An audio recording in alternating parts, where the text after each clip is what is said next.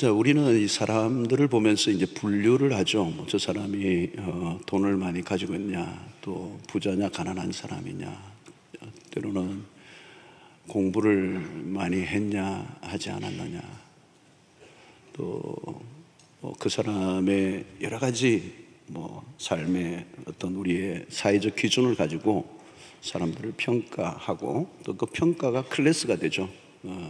어떤 층을 만들어내고, 우리 사회도 계층 간 이런 문제들을 지금 다루고 있지 않습니까? 그런데 성경은 그런 분류에 별로 관심이 없어요. 성경이 관심을 갖고 있는 것은, 특별히 오늘 바울이 우리에게 말씀하고 있는 분류는 두 가지입니다. 하나는 그가 육신에 속한 자인가, 아니면 영에 속한 자인가, 이 부분을 집중적으로 초점을 맞추고 있습니다. 이 세상은 전부 다 육신에 속한 자들이죠. 어떻게 보면 눈에 보이는 것, 육신에 속한다는 말은 세상에 온 영의 지배를 받는 것이, 영에 속한 사람은 하늘로부터 온 영의 지배를 받는다. 거기에 따라서 영에 속한 사람인가, 육에 속한 사람인가, 또 여기에 따라서 인생이 전부 다 결론이 나는 것입니다.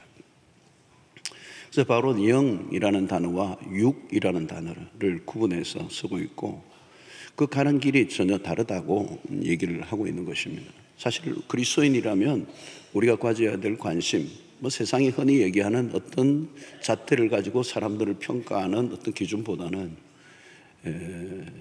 그가 과연 영에 속한 자인가, 또 육에 속한 자인가, 이것을 우리가 알아보는 이제 관점의 차이가 우리에게 일어나야 되리라고 생각합니다.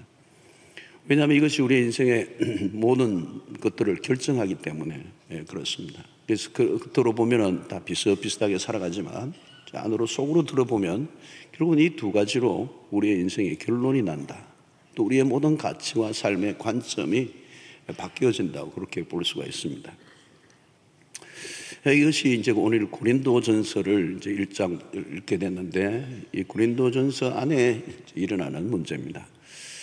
영에 속한 사람과 육에 속한 사람이 있는데, 영에 속한 사람 안에서도 또 두 부류가 나타납니다. 하나는 영에 속해 있기는 하나 굉장히 아직도 초입에 들어서서 여전히 예수를 믿지 않은 상태에 있을 때와 비슷한 삶을 살아가고 있는 사람과, 영적인 깊은 세계 안으로 들어가 있는 신령한 자들에 대한 이런 평가가, 이 두 기준이 나와 있습니다. 근데 바울은 3장 1절에 또 다른 부류를 우리에게 소개하는데, 육신에 속한 자입니다. 카널 크리스찬이라고 말할 수 있는데요, 형제들아, 내가 신령한 자들을 대함과 같이 너에게 말할 수 없어서 육신에 속한 자 곧 그리스도 안에서 어린 아이들을 대함과 같이 하노라. 자, 여기에 육신에 속한 자는 앞에 나온 육에 속한 자와 구분됩니다. 여기에서 육신에 속한 자라는 말은 예수를 믿는 사람이긴 한데 영적인 기능이 매우 약하게 작동되고 있는 부류를 말씀하고 있습니다. 고린도 교회 안에 이런 부류가 굉장히 많았어요.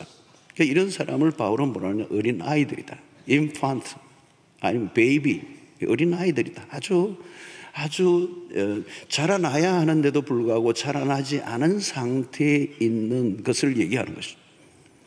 이들은 예수를 믿기 전이나 예수를 믿고 난 이후에 큰 차이가 별로 없어요. 예수를 믿긴 해요.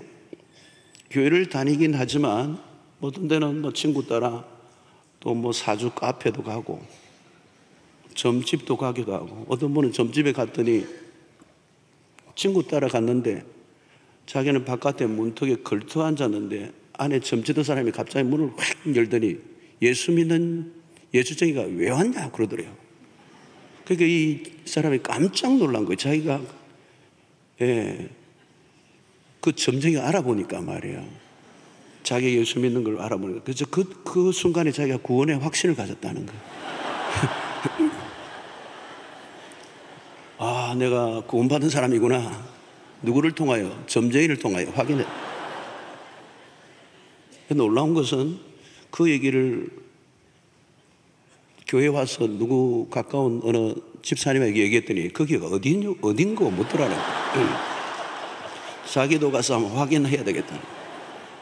이런 수준의 사람들을 우리는 어린아이라, 영적인 어린아이라. 여러분 3장 3절을 보면 너희는 아직도 육신에 속한 자로다. 참 바울이 안타까움이 묻어있죠. 너희 가운데 시기와 분쟁이 있으니 어찌 육신에 속하여 사람을 따라 행함이 아니리요. 이 바울의 책망이에요. 책망. 어찌 아직도 육신에 속한 자로 사느냐. 그 육신에 속한 자들의 삶의 모습이 뭡니까? 시기와 분쟁들이요. 시기와 분쟁. 왜 시기와 질투와 분쟁이 일어나는가? 고린도 교회 안에 늘 일어나고 있던 일들이에요. 교회가 은사도 많이 받고 영적으로 많은 체험도 했는데 그들 안에 분쟁과 시기와 질투가 끊임없이 일어난 것입니다. 그러고 하면 우리의 육신에 속한 것을 벗어내고 우리가 영적인 그 깊은 세계 속으로 나아가기 위해서 어떻게 해야 되는 거예요? 2장 15절을 보면 신령한 자는 모든 것을 판단하나 자기는 아무에게도 판단을 받지 아니하느니라. 여기 신령한 자라는 단어가 나옵니다. 3장 1절에도 신령한 자라는 단어가 나옵니다. 자, 이 신령한 자를 바울은 영에 속한 자로 말하고 있습니다. 이것은 구체적으로 어떤 상태를 말합니까? 육신적 욕구보다 영적인 욕구를 따라 살아가는 삶을 말합니다. 여러분, 예수를 믿는다고 육신적인 욕구가 한꺼번에 다 사라지는 것은 아닙니다. 구원은 출발에 불과합니다. 구원받은 순간부터 우리 안에 제거해야 할 많은 육신적인 요소가 있어요. 여러분, 이게 바울이 육신이라는 단어를 쓸 때는 이 바디를 말하는 게 아닙니다. 죄성의 지배를 받고 있는, 죄성의 지배 아래에 있는 육체를 말하는 것입니다. 쉽게 죄를 지을 수밖에 없는 성향을 가진 존재를 말합니다. 고린도 교회가 바로 그런 모습들이었어요. 그런 영적인 유아기의 모습을 그대로 가지고 있었습니다. 3장 2절을 보면 내가 너희를 저주로 먹이고 밥으로 아니하였노니 이는 너희가 감당하지 못하여 이거니와 지금도 못하리라. 바울은 자라지 않은 고린도 교회를 향해 책망을 하고 있습니다. 왜 유아기에 계속 머물러 있느냐? 자라려고 하면 어떻게 해야 되느냐는 것입니다. 자, 베드로전서 2장 2절은 이렇게 표현합니다. 갓난 아이들 같이 순전하고 신령한 젖을 그 다음에 뭐요? 사모하라는 것. 이는 그로 말미암아 너희로 구원에 이르도록 자라게 하려 함이라. 자라게 하려 함이라. 자, 자라려고 하면 자라는 사람들의 특징이 있습니다. 말씀에 대한 사모함을 갖고 있는 사람들. 여러분, 우리 아이들도 보면 자라는 아이들, 잘 자라는 아이들 보면 잘 먹어요. 예, 내 냉장고 문고리 잡고 있고요. 얼마 전에도 어느 식당에 갔더니 가족이 여러 명 있는데 벌써 이 풍채가 어린 4학년인데 풍채가 대단해요. 내가 가만히 보니까 엄청 먹어요. 근데 먹는 거는 그냥 양도 많을 뿐만 아니라 먹을 때 온 다리를 흔들면서 온몸을 흔들면서 행복해서 즐거워서 먹는데 정말 감당치 못할 정도로 먹더라고요. 결국 타의 추정을 불하는 모든 가족들과 비교되는 풍채를 한 4, 5년 됐는데 가지고 있더라고요. 어른 정도가. 여러분, 이게 먹는 거예요. 먹는 거. 여러분, 연약한 어린 신자들의 특징이 뭐냐면 자기의 편견과 자신의 지식으로 말씀을 거절합니다. 말씀에 호불호가 있어요. 자기의 성향과 기호와 그게 따라 맞는 말씀만 찾는 겁니다. 굉장히 편식이 심하죠. 성경을 말씀보다는 간정, 때로는 예화 이런 것들을 좋아해요. 여러분, 영적인 사람들은 말씀에 대한 식욕이 강합니다. 자라갈수록 더 말씀에 대한 이해력이 있고 그 말씀을 끌어당기는 힘이 있습니다. 시편 119편을 여러분 읽어보시면 그 시편의 시인은 말씀에 대한 즐거움을 여러 번 반복합니다. 곳곳에서 반복합니다. 그 말씀이 어떻게 그렇게 즐거운지 모르겠다는 거예요. 여러분, 말씀을 듣는 흡수력이 남다른, 말씀을 듣는 가운데 영적인 눈이 열리고 말씀을 통하여 영혼이 자라가고 말씀이 힘을 얻는 그런 역사가 일어납니다. 자, 그런데 이 말씀에 있어서 매우 중요한 것은 성령께서 그 말씀에 대한 눈을 열어주실 때 우리의 영의 세계로 진입되게 되는 것입니다. 이 2장 13절을 보면 13절 하본절에 이런 말씀이 있어요. 영적인 일은 영적인 것으로 분별하느니라. 이 분별이라는 단어가 나옵니다. 매우 중요한 것이 결국은 우리의 영의 세계가 열려야 됩니다. 말씀을 읽어도 그냥 다 깨닫는 게 아니죠. 말씀을 듣는다고 다 깨달아지는 게 아닙니다. 말씀을 듣는 가운데 깨달아지고 눈이 열리고 영의 세계가 열리고 하늘의 비밀이 깨달아지는 역사가 일어나야 되는데, 그것은 인간의 지식과 지능으로는 불가능하고 오직 성령께서만 하실 수 있는 일이라고 말씀하는 것입니다. 여러분, 신앙이라고 하는 것은 무지의 구름이 걷히어지는 것입니다. 무지의 그림, 우리 안에 무지의 구름이 가득 있는 것이죠. 그 무지의 구름이 다 벗겨지고 영의 눈을 떠야 되는데, 그게 바로 분별력의 싸움이라는 거예요. 분별력. 선인지 악인지, 진리인지 비진리인지, 그게 사는 길인지 죽는 길인지 그 분별이 돼야 되는 것이죠. 고린도 교회 안에 치명적인 문제는 인간의 지혜와 지식을 자랑하는 것이었습니다. 이것은 당시의 헬라의 철학의 영향이에요. 그 고린도를 둘러싼 그 시대적 상황이 뭐냐? 이 헬라의 철학. 수없는 사람들이 인간의 지성을 자랑하는, 그래서 많은 철학자들이 그런 광장에 나와서 토론을 벌이는 그 문화들, 그래서 자기의 지식을 자랑하고 자기의 지식이 최고라고 그렇게 주장하는 그 시대의 문화가 교회 안에도 그대로 들어왔습니다. 바울은 그런 세상에 아무리 놀라운 지혜가 있다 할지라도 그 지혜로는 하늘의 비밀을 전혀 알 수 없고 분별할 수 없다고 얘기하는 것입니다. 바울 역시 마찬가지입니다. 당대 공부 꽤나 한 사람이에요. 그는 가말리엘 문화에 사사를 받았다고 했습니다. 그는 당대 최고의 학자 밑에서 공부를 한 엘리트예요. 그러나 그는 그의 영적인 눈이 열리지 않았습니다.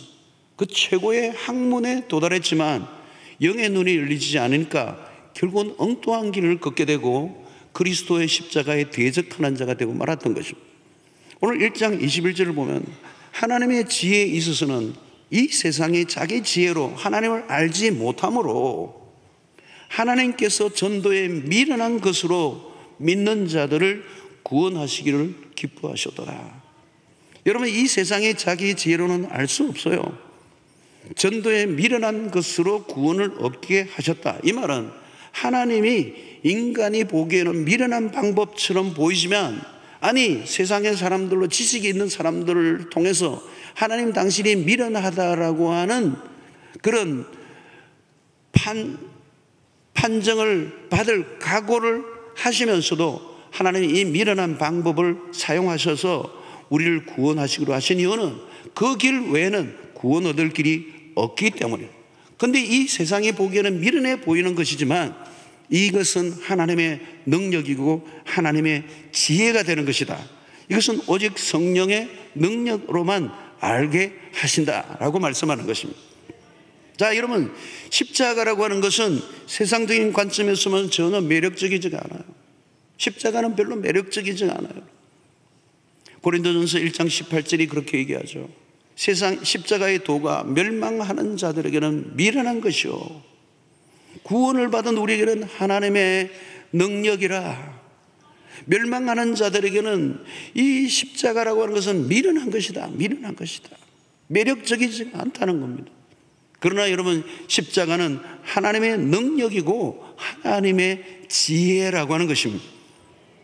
아무리 신령하다고 해도 십자가를 알지 못한다면 그는 신령하다고 말할 수가 없고, 아무리 심오한 도를 깨쳤다고 할지라도 십자가를 알지 못한다면 그는 아무것도 아는 것이 아니라는 것입니다. 사랑하는 성도 여러분, 기적 중에 기적이 뭐냐면 그 십자가에 눈을 뜨는 것입니다. 그 십자가 안에 감춰져 있는 하나님의 비밀을 깨닫는 것입니다. 깨닫는 것. 그 여러분, 십자가는 우리의 신앙의, 우리의 기독교의 진리의 알파와 오메가입니다. 창세기부터 요한계시록까지 모든 메시지가 얘기하려고 하는 것은 십자가예요. 십자가. 하나님의 아들 예수 그리스도를 이 땅에 보내시고 십자가에 죽게 하신, 뭐 창세기에 나오는 아브라함 얘기든 뭐 그냥 이삭의 얘기든 아니면 다윗의 얘기든 이스라엘의 모든 남북의 열조의 얘기든 출애굽의 얘기든 뭐 유월절의 얘기든 절기든 얘기든 모든 얘기는 어디로 집중되고 있느냐 하면 십자가로 집중되고 있어요. 그러니까 여러분, 십자가를 발견하면 성경이 다 풀리게 되어 있습니다. 십자가 닫혀 있으면 모든 것을 다 알아도 십자가의 비밀을 못 들으면 성경이 완전히 닫혀 있는 것이고 영은 닫혀 있는 것입니다. 성경의 지식을 다 몰라도 됩니다. 성경 안에 뭐 성경 퀴즈 대회 해가지고 뭐 제일 많이 오래 살은 사람 뭐냐? 메두셀라 969. 그거 몰라도 돼. 사도 요한이냐 세례 요한이냐 그거 몰라도 돼요. 성경의 모든 것들이 구성이나 역사는 몰라도 하나를 놓치면 안 된다. 그리스도의 십자가.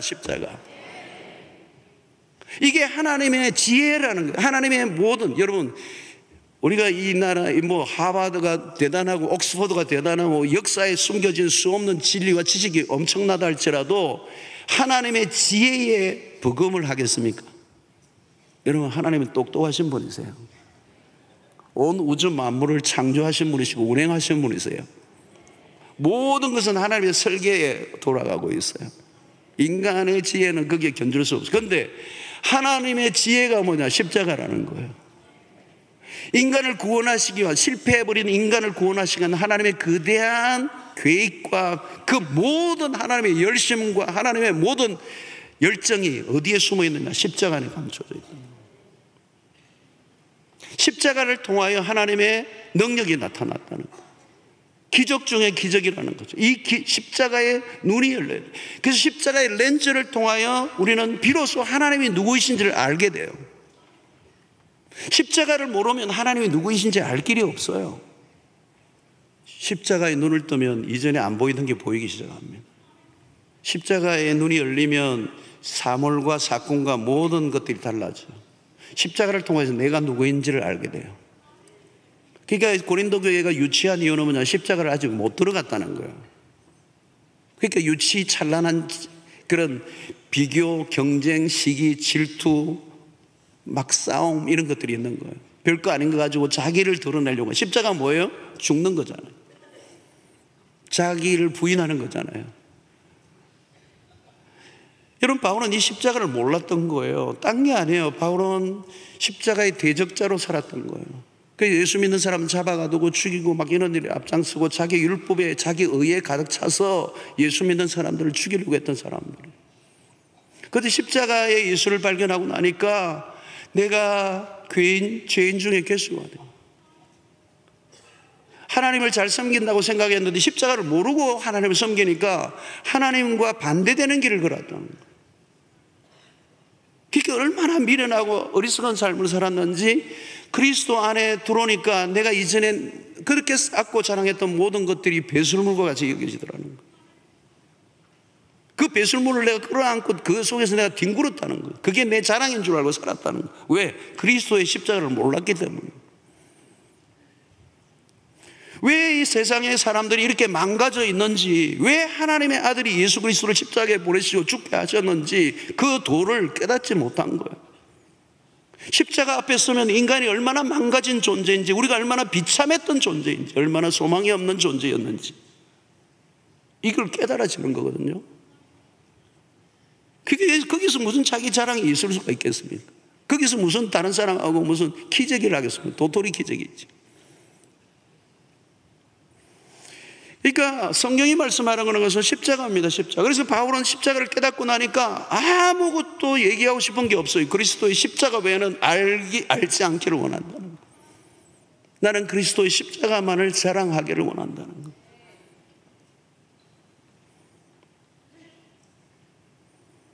고린도전서 1장 23절에 우리는 십자가에 못 박힌 그리스도를 전하니 유대인에게는 그리끼는 것이고 이방인에는 미련한 것이고 아무도 그리스도의 십자가를 반기는 사람이 없어요. 유대인들에게는 그리낀다는 거예요.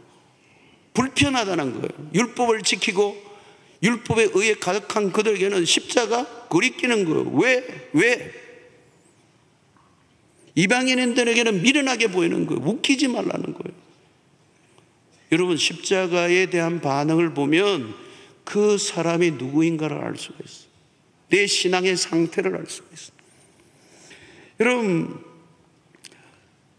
오늘 영적인 눈이 열린다는 것은 간단한 얘기가 아닙니다.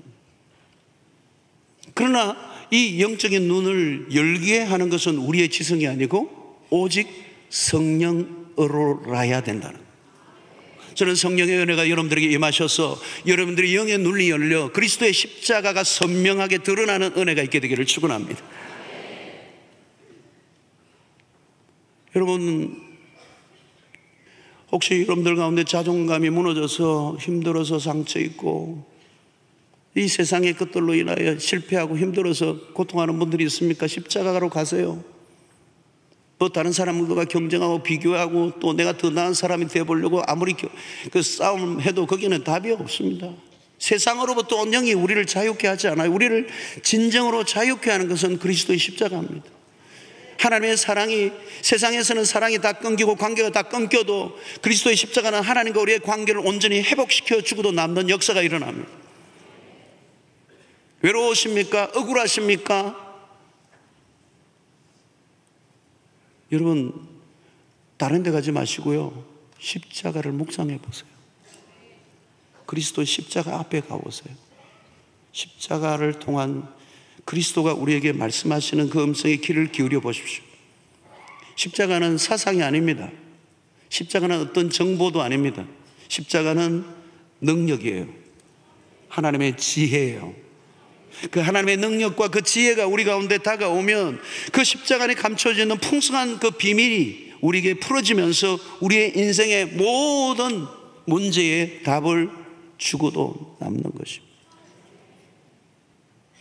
여러분, 십자가 안에 비밀은 우리가 다 알 수가 없습니다. 죽을 다 깨나도 다 모릅니다. 성령이 보여주시는 만큼만 알 수가 있습니다. 오늘 이 자리에 앉아있는 우리 성도 모두에게도 십자가는 각자 달라요. 십자가가 어디까지 들어가 있느냐에 따라서 우리 신앙의 정도가 달라요. 수준이 달라요. 헌신이 달라요. 순종이 달라요. 성경이, 아니 하나님이 우리에게 말씀하시려고 하는 것은 십자가였습니다. 바로 고린도 교회가 바로 이 십자가를 경험하지 못하고 영의 눈이 열리지 않고 분별력이 없으니까 자기의 존재, 자기들끼리 사람 싸움을 하는 거예요. 여러분, 교회가 십자가가 없어져 버리면 소셜 클럽이 돼요. 우리끼리 좋은, 나의 만족을 위한, 내 비에 상하면 다 수가 털려버리는 자기중심적 베이비 크리스찬들이 가득한 공동체가 되면 그 교회는 싸움판이 없을 순간이 없어요. 내 싸우는 거. 요즘 한국 교회 안에 그런 일들이 뭐가 없어졌어요? 그리스도의 십자가가 없어졌어요. 여러분, 우리의 삶에 딱 하나만 남으면 돼요. 그리스도의 십자가. 바울은 그 십자가만을 자랑하기를 원했어요. 그 십자가가 자신의 삶의 중심에 놓이기를 원해요. 나는 죽고 그리스도만 사는 삶을 살고 하자 할 때 그것이 영에 속한 사람이요, 결국 그렇게 살아가는 것이 성령의 지배 아래 살아가는 삶이요, 그 삶은 세상을 흔들어 놓고 세상에 흔들리지 않고 살아가는 승리의 비결인 줄로 믿습니다. 성도 여러분, 육은 육이에요. 우리는 영에 속한 자가 되어야 될 것입니다. 영에 속한 자의 길은 성령이 우리의 눈을 열어 분별케 하사 진리를 알게 하시고 그 진리의 한가운데 그리스도의 십자가가 있다는 것을 알고 십자가에 더 깊이 나가고 십자가를 더 깊이 알아가고 십자가에 깊이 담금질되고 십자가를 붙들고 살아가는 여러분들 되셔서 이 세상에 요동하지만 그리스도의 십자가를 통한 그 진리는 오늘 또 변함없이 우리의 삶을 승리케 하는 기준인 줄로 믿고 십자가만을 자랑하고 성령의 있기를 살아가는 여러분들 되시기를 주의 이름으로 축원합니다.